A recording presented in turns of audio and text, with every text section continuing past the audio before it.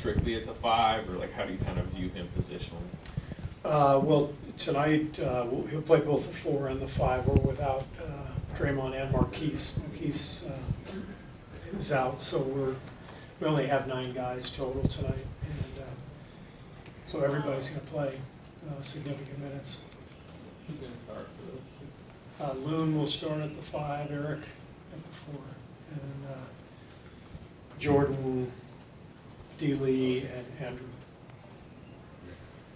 Kirk was saying that when you guys are looking for these 10-day contract guys that you're projecting forward to how they fit in, specifically with a 4 spacing 5, a guy who can pass. I mean, how important to you is that in your offense? That's specifically what you're looking for in that position? Well, I think everybody's looking for shooting these days at every position. We haven't had a ton of that from the 5 spot over the years. Mo Spates won us a lot of games when he was here just by being that pick and pop guy. And he had the ability to really get hot and change a game. So it's something that I think makes perfect sense, and I'm excited to see what Dragon can do with us, with our guys, and you know, he's obviously a real talent, you know, and sometimes it's good to get a guy kind of in this situation where, you know, maybe he's taken a couple of knocks and trying to recover, trying to get his career going again. You know, there's some power that comes with that, and I know he's played well in the G League, and so we're excited to have him, and we'll give him every opportunity. Coach, what have you seen from Zion Williamson besides the size and athleticism that you think's allowed him to have such a good start to his career? I like his passing. You know, I've seen him drawing a lot of attention because of his strength and his explosiveness near the basket. And anytime, you know, people are sending double teams at him, seems like he's just kicking the ball back out to the perimeter. So he looks like he really knows how to play, and very unselfish. So he's a handful. Coach, you had experience playing with just 9 guys earlier this season. What was the biggest thing you learned with having such a short-handed roster? I think on the nights when you have 9, everybody knows they're going to play, and it's actually kind of fun if you're one of those 9. You know, you come into the game, you know you're going to see extended minutes, and the players should look at it as an opportunity to go out there and show what they can do. And for us as coaches, it's just a matter of trying to find the right combinations to try to compete at the best level that we can.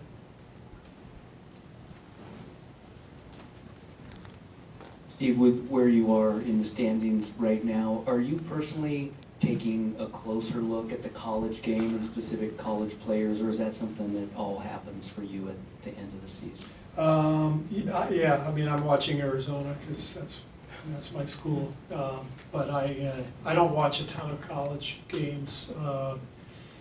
But our front office, you know, fills me in on who they're looking at, and so I'll sneak a peek when I can at some of those guys.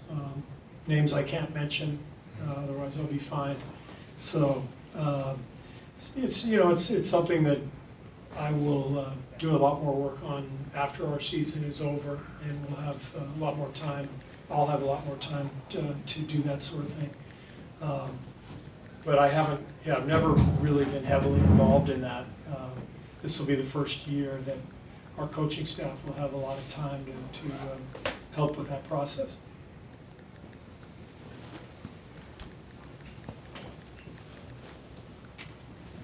Following up on that, how much input do you end up having on picks? Do you like being involved in that, or do you just go watch the workouts and give your insight? Or? Yeah, I mean, you know, the 5 years that I've been here, I've literally gone from the finals to, you know, a week-long break, and then walk in and ask who the hell we're drafting and what are those names on the board. I have no idea. So I'm an observer, you know, you know, I think Bob and the group will value my opinion if I have some experience with that player. And so this year, that'll be part of the process. I'll have my opinions, and you know, they're always good about asking me my thoughts, but it's not really, you know, the way we structure things. You know, we have scouts who watch these guys all year long. We trust those scouts. They do a great job.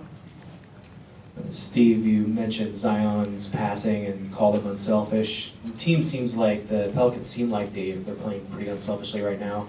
How much of a stamp do you think that Alvin Gentry's put on that team that way? Well, Alvin has always been a coach who loves the ball movement and the up-tempo style. You know, when he coached here, he had a huge impact on our style of play 5 years ago.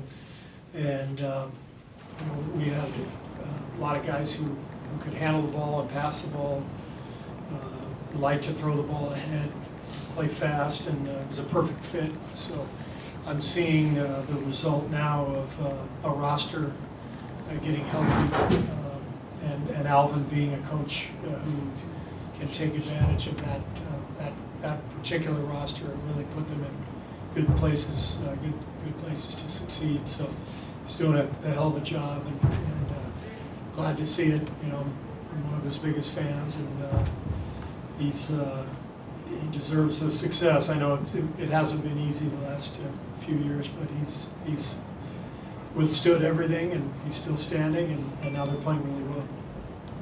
Bender's had a couple decent games against you before. I think he had 2 double-doubles in a month against you guys a couple of years back. What have you seen, you know, from the outside looking in at his game his first few years? You know, he's just having spoken with him down there. I forgot how big he is. You know, he's a legit 7 feet, and excellent shooter. You know, to be able to spot up on the perimeter at that size, that's a real weapon. And I think that there's probably more in his game that he hasn't shown in terms of handling the ball, passing, like a lot of European players. Pretty skilled, but you know, he'll have a chance to show all those skills with us. You know, we'll put him in those positions, and we'll give him plenty of minutes. We'll see. Thanks. Great, thank you. Appreciate that.